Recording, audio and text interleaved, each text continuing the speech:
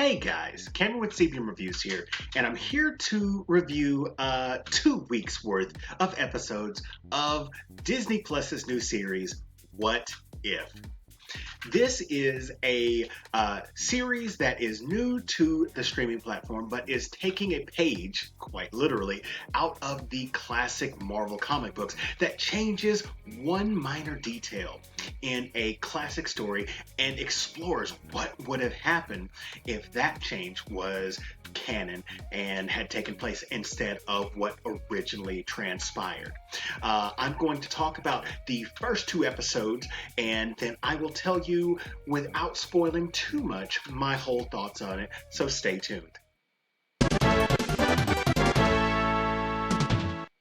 We're about to get started, but I want to thank you guys for clicking on this video. It means a whole lot to me. If you could do me a huge favor, click on that like button if you like this sort of thing. Click on that subscribe button if you're a fan of this sort of thing, and hit that notification bell if you want to know as soon as I upload. Last week was the story about what if Peggy Carter had gotten the super soldier serum. And I will be honest, this was the series that I've been looking forward to the most on Disney Plus. I knew about WandaVision, Loki, Falcon and the Winter Soldier, Miss Marvel was announced, and even though I have enjoyed all of those series, not necessarily Miss Marvel, it hasn't come out yet. Oh, I forgot about Hawkeye as well. But even though those have come out, What If was the one that I was looking forward to the most. Because even though it has a non-linear, non-sequential storyline, it gets to explore a whole lot of different things about movies and characters that we'd seen before, but now everything is on the table. They could literally do whatever they wanted to all of these characters. So I was really hoping to see something outlandish and crazy like we saw in the What If series from the last 30 some odd, almost 40 years. I think it is 40 years now that I think about it. The first episode, what if Peggy Carter became the super soldier and not Steve Rogers? And the change was that instead of going into the observation booth, she stayed on the ground and thus was a little bit more hands-on whenever the sabotage happened. Steve is injured in this, but because they had to do the experiment or pretty much lose it forever, she stepped into the capsule and she became Captain Carter. A lot of the things that happen in this episode mirror what happens in Captain America, the First Avenger.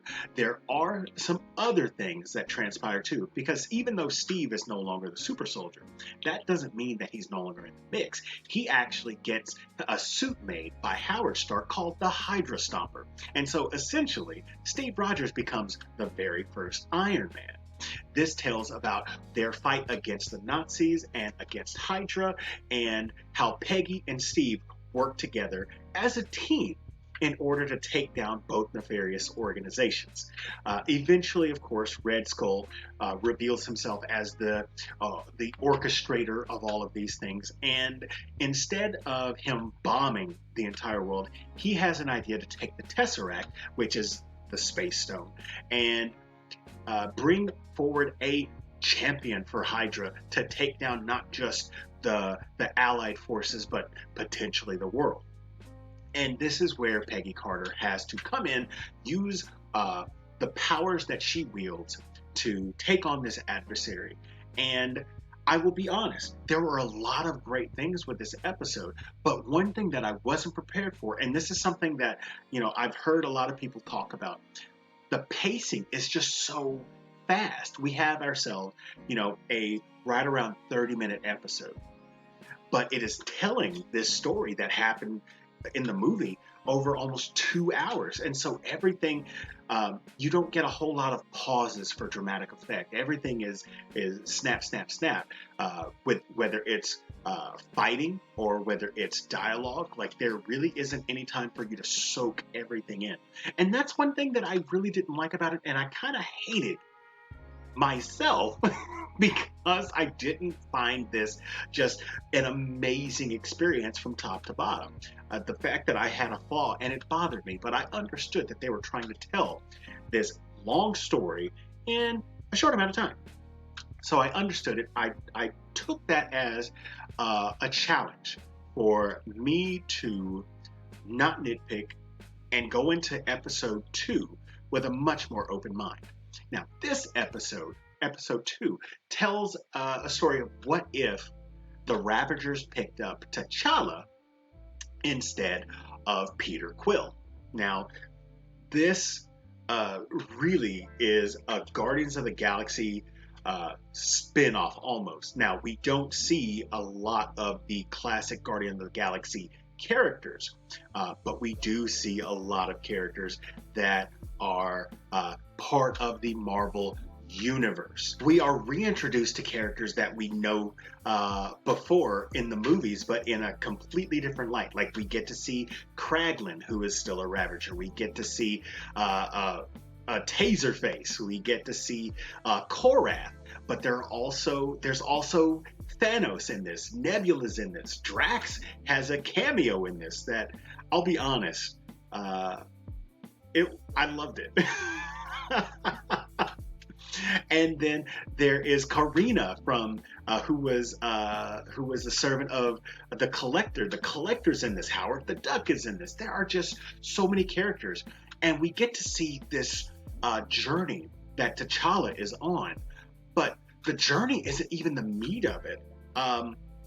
We get to see what kind of person T'Challa really is, not just on this scale of Wakanda or a global scale, but a universal scale. And we see that T'Challa's influence on all of these people is the most positive thing that they've encountered. And I am from Yondu to Thanos to Nebula. Like, all of these characters have such a much more meaningful existence because of T'Challa. And I'm doing my best not to spoil any of the meat and potatoes of the episode, because this is something that you have to watch. Of course, any person who's a huge Marvel fan will say, "Oh, you've got to watch this." But I think that just much more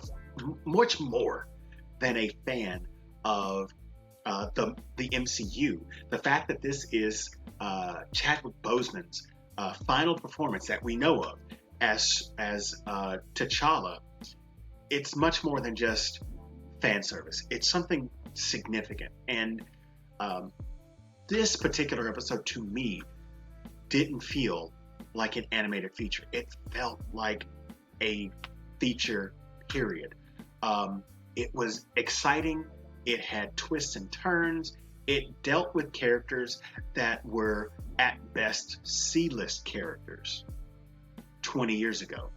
And it made me wish that we got to see something similar to this. This was a fantastic What If episode.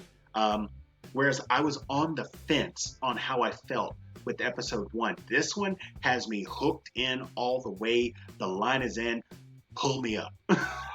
Like, it was absolutely fantastic. But that, for the most part, is my mainly non-spoilery reviews of episodes 1 and 2 of Marvel's What If. Let me know what you thought about it in the comment section down below. If you enjoyed this video, hit that like button, and if you're new here, subscribe to the channel. Share this with your friends, and as always, this is Cameron with CBM Reviews. We'll see you next time. I didn't mention this in the main video, but I think that one of the best details was that the Ravager ship was named the Mandela and not the Milano. I geeked out.